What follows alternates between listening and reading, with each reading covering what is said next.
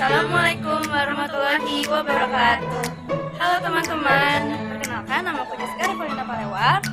Dan aku Raisa Duyandini. Kami berdua ingin menjelaskan materi tentang fungi. Untuk sampai habis ya teman-teman.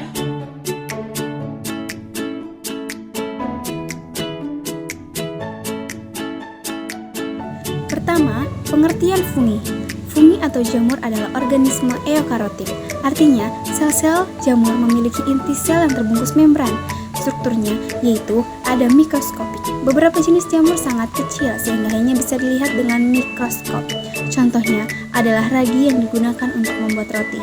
Lalu ada makroskopik. Ada juga jamur yang berukuran besar dan bisa dilihat dengan mata telanjang. Contohnya adalah jamur yang tumbuh pada batang kayu atau jamur yang kita makan. Kedua, fungi atau jamur dapat ditemukan dalam dua bentuk utama, yaitu yang pertama ada cendawan. Ini adalah bentuk jamur yang paling umum kita lihat, seperti jamur yang tumbuh pada makanan yang sudah basi atau pada permukaan benda-benda lembab. Cendawan memiliki struktur seperti benang-benang halus yang disebut hifa. Lalu, kedua, ragi. Ragi adalah jenis jamur bersel satu yang lebih kecil ukurannya dibandingkan cendawan. Ragi sering digunakan dalam pembuatan roti, minuman beralkohol, dan produk fermentasi lainnya. Yang ketiga adalah ciri umum fungi. Ciri yang pertama yaitu mempunyai dinding sel. Kedua, umumnya tidak bergerak. Ketiga, tidak mempunyai klorofil. Yang keempat, tidak mampu melakukan proses fotosintesis atau menghasilkan bahan organik dari karbon dioksida dan air atau organisme heterotrof. Selanjutnya adalah struktur fungi. Struktur fungi ada dua, yaitu hifa dan miselium. Yang pertama adalah hifa. Hifa adalah benang-benang halus yang menyusun tubuh jamur. Hifa ini seperti akar pada tumbuhan. Fungsinya untuk menyerap nutrisi dari lingkungan sekitarnya. Yang kedua, miselium. Miselium adalah kumpulan dari banyaknya hifa. Miselium inilah yang membentuk tubuh jamur yang kita lihat, seperti jamur pada makanan atau jamur tiram. Miselium berfungsi untuk memperluas jangkauan jamur dalam mencari nutrisi dan juga sebagai tempat pembentukan spora untuk reproduksi. Selanjutnya adalah sifat hidup fungi. Sifat hidup fungi ada tiga, yaitu saprofit, parasit, dan simbion. Yang pertama ada saprofit. Fungi hidup dari benda-benda atau bahan-bahan organik mati. Saprofit menghancurkan sisa-sisa bahan tumbuhan dan hewan yang kompleks menjadi bahan yang lebih sederhana. Hasil penguraian ini kemudian dikembalikan ke tanah sehingga dapat mengingatkan kesuburan tanah. Yang kedua yaitu parasit. Fungi parasit menyerap bahan organik dari organisme yang masih hidup yang disebut inang. Fungi semacam itu dapat bersifat parasit obligat, yaitu parasit sebenarnya, dan parasit fakultatif, yaitu organisme yang mula-mula bersifat parasit, kemudian membunuh inangnya. Selanjutnya, hidup pada inang yang mati tersebut sebagai saprofit. Yang ketiga, yang terakhir, simbion. Jamur dapat bersimbiosis dengan organisme lain. Simbiosis dengan laga menghasilkan lichen atau lumut kerak. Sedangkan simbiosis dengan akar tumbuhan konifer menghasilkan mikoriza. Pembahasan yang keenam yaitu nutrisi untuk pertumbuhan fungi. Fungi merupakan organisme heterotropik. Berdasarkan cara pengambilan nutrisi, fungi dapat dibedakan menjadi tiga: saprofitik, parasitik, dan mutualistik. Yang pertama adalah saprofitik. Dia mendapatkan nutrisi dari organisme yang telah mati. Contohnya adalah jamur shiitake. Yang kedua, parasitik. Mendapatkan nutrisi dari inang dan menyebabkan kerugian pada inang tersebut. Contohnya jamur-jamur patogen. Mutualistik. Fungi yang bekerja sama dengan organisme lain dalam mendapatkan nutrisi. Contohnya mikoriza. dalam nutrisi pertumbuhan fungi, ada yang namanya rantai makanan atau food chain dalam sebuah ekosistem. Rantai makanan adalah urutan perpindahan energi makanan dari sumber utama, yaitu tumbuhan, melalui sederet organisme. Masing-masing organisme memakan dan dimakan oleh organisme lain dalam rantai tersebut. Mari kita bahas komponen-komponen dalam gambar tersebut. Matahari. Matahari adalah sumber energi utama bagi semua makhluk hidup di bumi. Lalu ada tumbuhan atau rumput. Sebagai produsen, tumbuhan menghasilkan makanan sendiri melalui proses fotosintesis. Belalang. Sebagai konsumen tingkat pertama atau konsumen primer, belalang memakan tumbuhan atau rumput. Lalu ada katak. Katak sebagai konsumen tingkat kedua, yaitu konsumen sekunder. Katak memakan belalang. Lalu selanjutnya ada ular. Ular sebagai konsumen tingkat ketiga atau konsumen tersier. Burung elang sebagai konsumen puncak atau konsumen terakhir. Burung elang memakan ular. Lalu yang terakhir adalah jamur. Jamur sebagai dekomposer. Jamur mengurangi sisa-sisa organisme mati atau seperti tumbuhan atau hewan menjadi zat-zat hara yang kemudian dikembalikan ke tanah dan dapat digunakan kembali oleh tumbuhan. Pertumbuhan fungi. Pertumbuhan fungi sangat dipengaruhi oleh beberapa faktor seperti O2, suhu, dan pH.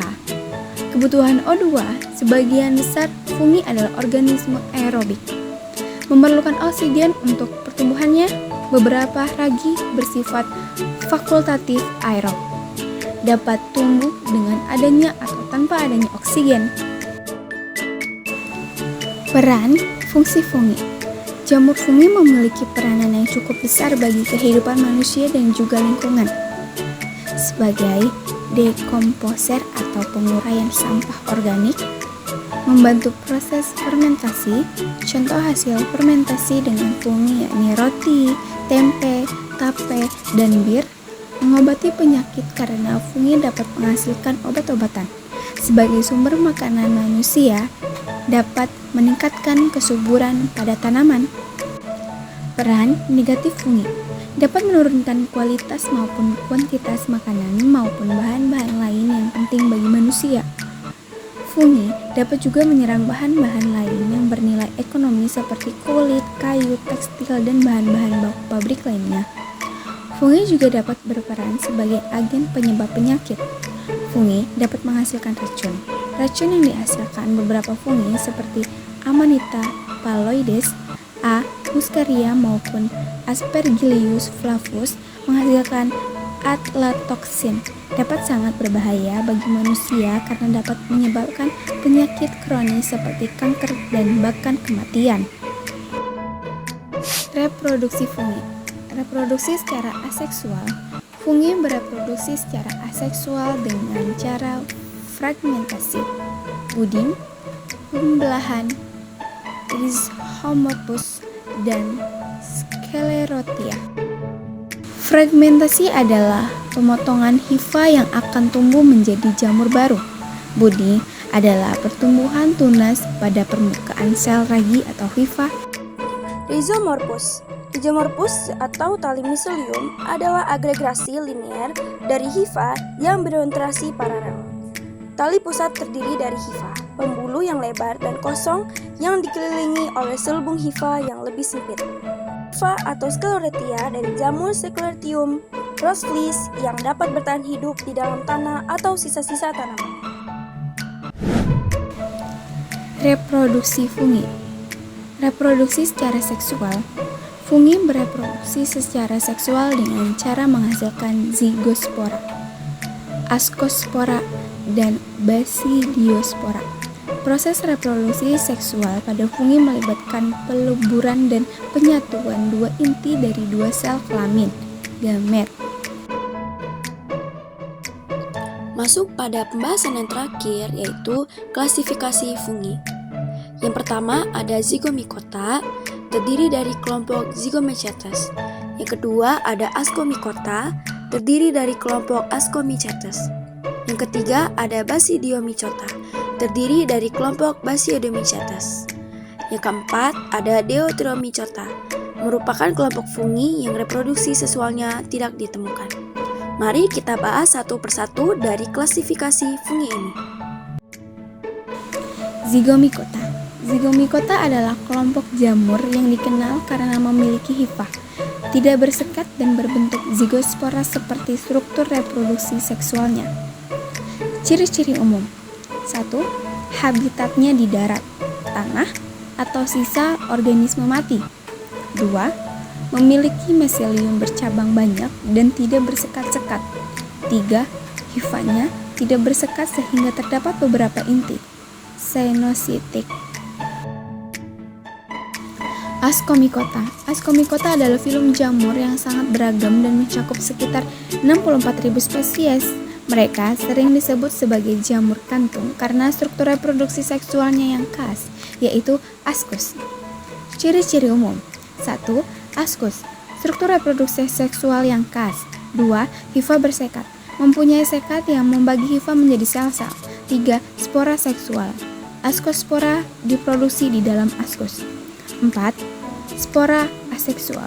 Conodia diproduksi pada ujung hifa khusus yang disebut conodiofor. Basidiomycota. Basidiomycota adalah difosi dalam kerajaan Regnum fungi cendawan yang mencakup semua spesies yang memproduksi spora dalam tubuh membentuk kotak yang disebut basidium. Ciri-ciri umum. 1. Basidium, struktur reproduksi seksual yang unik. 2. Hifa bersekat, mempunyai sekat yang membagi hifa menjadi sel-sel. 3. Spora seksual. Basidiospora dihasilkan di dalam basidium. 4. Tubuh buah, beragam bentuk dan ukuran, mulai dari kecil hingga sangat besar seperti jamur merang atau jamur kuping. Deuteromycota, jamur tidak sempurna. Deuteromycota sering disebut sebagai jamur tidak sempurna. Adalah kelompok jamur yang dulunya diklasifikasikan berdasarkan struktur reproduksi aseksualnya. Ciri-ciri umum. 1. Hifa bersekat-sekat. 2. Dinding sel disebut dari zat kitin. 3. Bersifat uniseluler dan multiseluler. 4. Reproduksi aseksual dengan membentuk conodiaspora. Gimana teman-teman? Sudah mengetahui kan apa saja yang ada di dalam kingdom fungi? Segitu saja penjelasan materi fungi dari kami. Semoga bermanfaat. Aku Raisa Dwi Andini. Dan aku Jessica Rivalina Palewa. Bye-bye. Wassalamualaikum warahmatullahi wabarakatuh. They can imitate you, the way your body's moving. You got something special.